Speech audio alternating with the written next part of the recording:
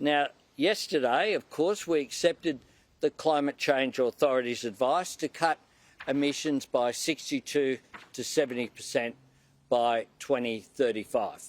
That was advice based upon the science, based upon the best technology, an ambitious target, but one that is achievable. And we accepted that advice.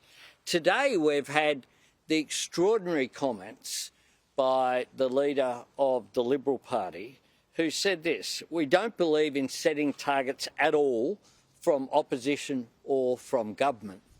So we had essentially the announcement of withdrawal from Paris, because it is Tony Abbott who signed up to the Paris Agreement that requires NDCs, requires nation states to put forward targets every 5 years, which they will seek to achieve to limit climate change.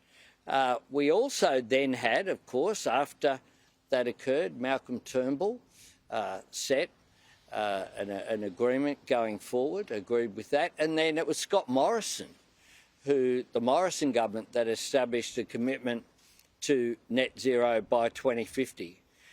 But in this statement, what it said was a lot about the modern Liberal Party.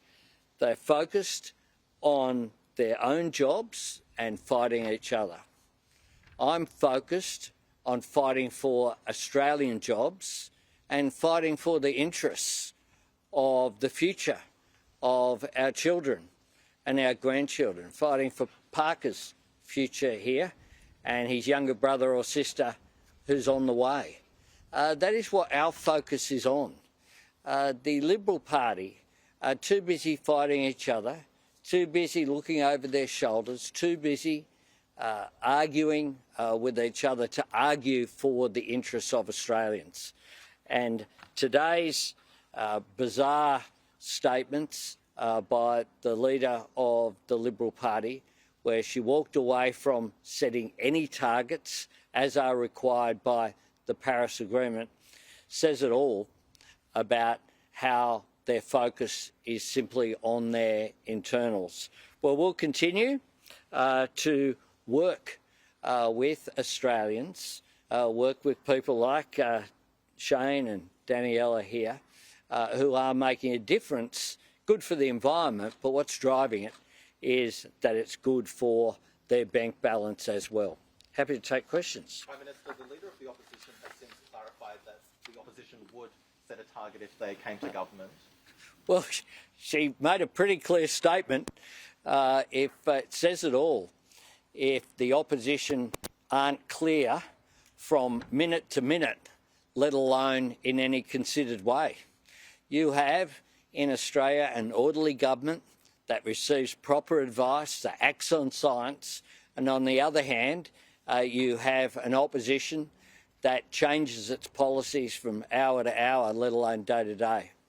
Will the government need to commit more funding to hitting the 2035 target than what you unveiled in the press conference yesterday? No, what we did in the press conference yesterday was outline our funding that we will commit and have committed going forward.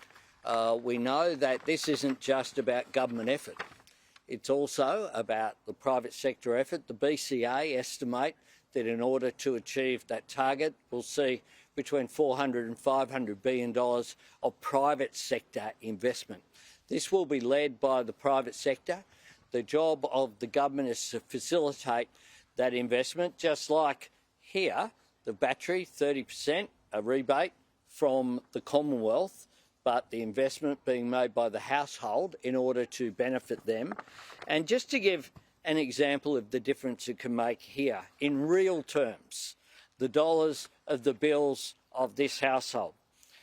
Before the battery was installed, because they have two cars as well, a hybrid and a fully electric that they plug in here, in 1 month was $304.85. The following month, $59.21. A massive saving, including the powering up of 2 motor vehicles for this family. Prime Minister, that advice given to your government suggests that over the next decade, average households will have to, the cost of average households will have to fall by about 20% under the renewables rollout. Do you think this is possible under your government's current plan? Well, there's modelling is out there. The modelling that you've quoted is modelling which is there. Will the government get rid of the household and small business electricity subsidies? And what is your understanding of when electricity prices will finally start to fall? Well, the modelling is out there for people to see, and people can examine that, the work that the energy market operator have done.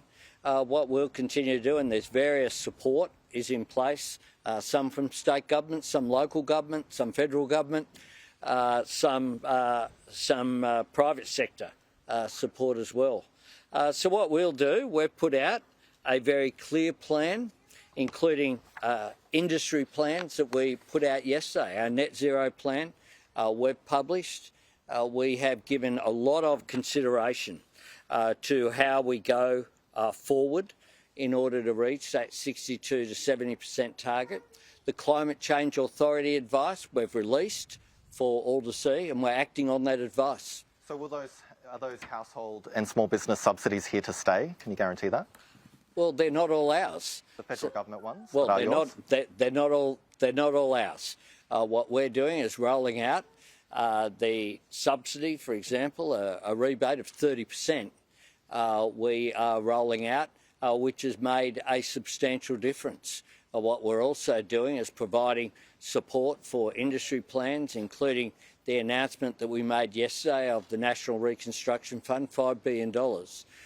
What that is a fund to facilitate private sector investment. That is why we are putting that in place to help industry to transition, because we know that the three areas that are required are the energy sector, the electricity sector, industry, but also transport as well. You talk about the cost of living. Can you guarantee that electricity prices will actually fall? And when can Australians expect that to happen, if it will? Well, the modelling is out there, and you can see the modelling. Can you guarantee that you can see the modelling?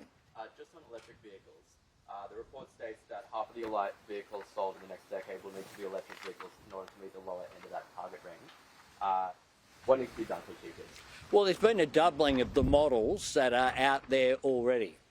And we put in place fuel standards, which is already seeing cheaper electric vehicles and greater choice for consumers. We don't have a target. We want that to be left to consumers to make their choices. But we know that consumers are voting with their wallets, and they are investing in electric vehicles. This household here has one EV and a hybrid. Why do they do that? Because it means that they don't need to fill up at the petrol pump. It saves them money. And the fact that increased numbers of vehicles are coming online, they're more efficient, they're cheaper.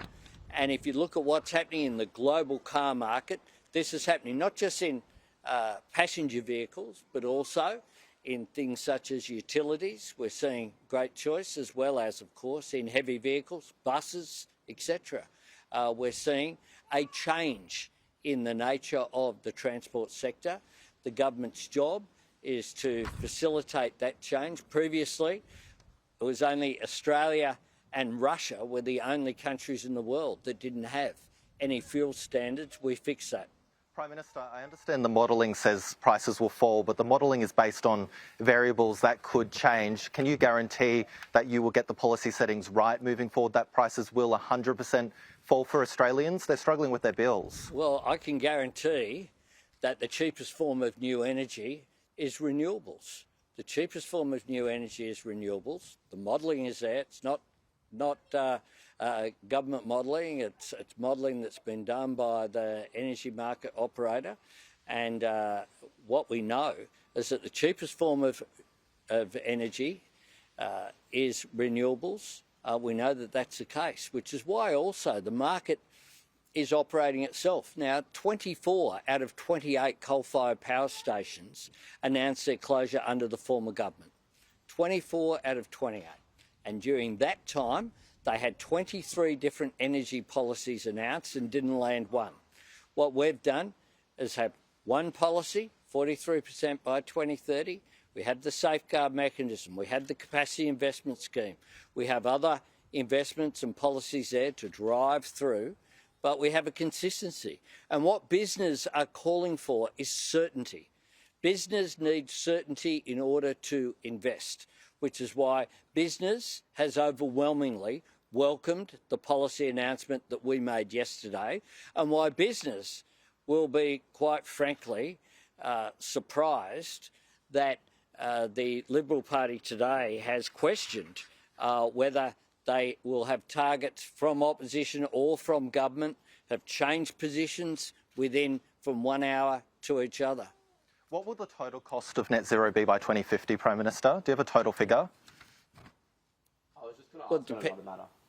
Well, it depends what figures you look for. If you look for investment for 2035, the Business Council of Australia saying that the cost will be around about $400 to $500 billion.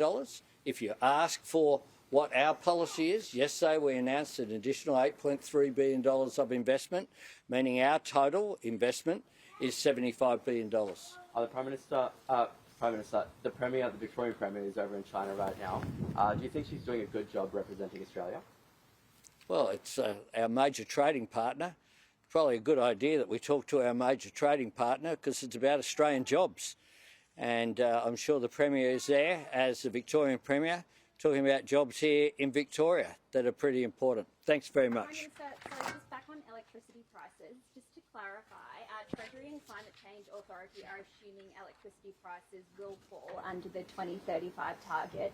Given you've accepted this advice, do you agree that electricity prices will fall? Well, the analysis is there from them. What I certainly know is that renewables are the cheapest form of new energy, which is why, in spite of all of the rhetoric of the coalition when they were in government, 24 out of 28 coal-fired power stations announced their closure dates.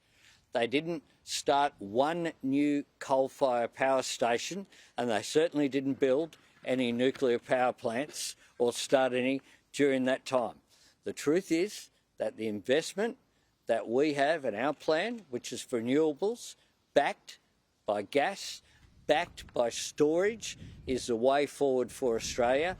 That's the way that we ensure we maximise economic growth, we maximise jobs, we maximise wages, we protect living standards, and we protect our national economy. Thanks very much.